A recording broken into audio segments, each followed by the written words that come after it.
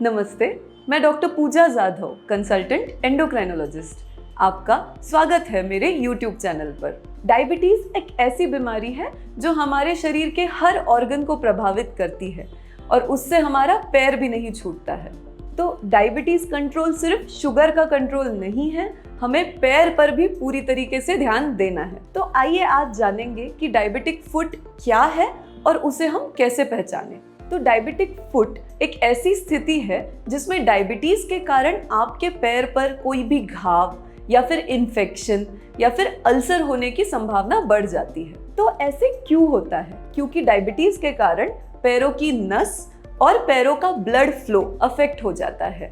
तो नसें प्रभावित होने के कारण डायबिटीज में पैर पूरी तरीके से नम या बधिर हो जाते हैं, उसमें कोई सेंसेशन नहीं रहता।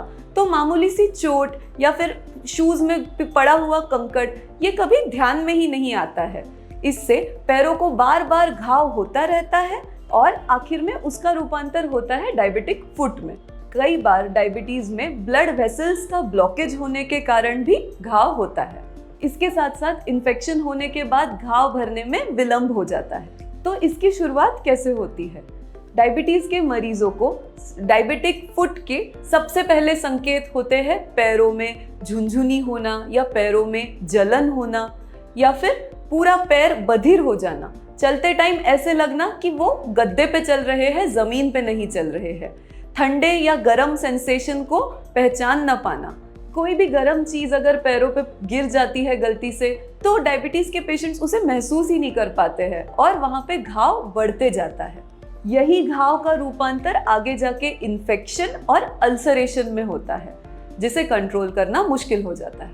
कई बार पैरों पर घाव उन पॉइंट्स पे होता है जहां पे बार बार प्रेशर गिरता है, जैसे कि कई बार हार्ड शूज पहनने पर भी बोनी जॉइंट्स पर प्रेशर आके वहां पे घाव होना शुरू हो जाता है। कई बार पैरों का कलर चेंज हो जाता है, पूरा लाल रंग का हो जाता है या फिर पैरों पर सूजन आ जाती है और अगर ब्लड फ्लो ना हो तो पूरी जगह काली हो जाती है, जिसे गैंग्रीन कहते हैं। और गैंग्रीन ये डायबिटिक फुट का सबसे गंभीर स्टेज है, क्योंकि गैंग्रीन होने पर पैर को बचाना बहुत ही मुश्किल हो जाता है। तो डायबिटिक फुट सबसे कॉमनली किन में पाया जाता है? ये डायबिटीज के उन मरीजों में ज्यादा कॉमन है जिनका ब्लड शुगर लेवल बिल्कुल ही अनकंट्रोल्ड है, जिनकी डायबिटीज की मेडिसिन ठीक तरीके से नहीं चल रही है या फिर उन्हें डायबिटीज की मेडिसिन चेंज करने की जरूरत है। जिन लोगों में किडनी का प्रॉब्लम है या फिर ब्लड प्रेशर हाई है या फिर कोलेस्ट्रॉल लेवल अनकंट्रोल्ड है, उनको भी डायबिटिक फुट आसानी से हो सकता है। तो इस डायबिटिक फुट से कैसे बचे? हमें रोजाना अपने पैरों की ठीक तरीके से जांच करनी चाहिए। तो रोजाना रात को सोने से पहले पैरों को अच्छी तरीके से धोए और सुखा ले। उनको पूरी तरीके से चेक करें, ऊपर और नीचे दोनों साइड से कहीं कोई कट या फिर ब्लिस्टर या फिर कोई घाव या फिर फटी एरिया होना, इन सब पे विशेष ध्यान दें। रात को पैरों को मॉइस्चराइजर लगा के ही सोए। हमेशा आरामदायक शूज ही खरीदे जिनका सोल सॉफ्ट हो, जिनको चारों तरीके से प्रोटेक्शन हो और वो वेलक्रो से खुले, ताकि पैरों पे स्वेलिंग भी आए तो भी वो अपने आप एडजस्ट हो जाए।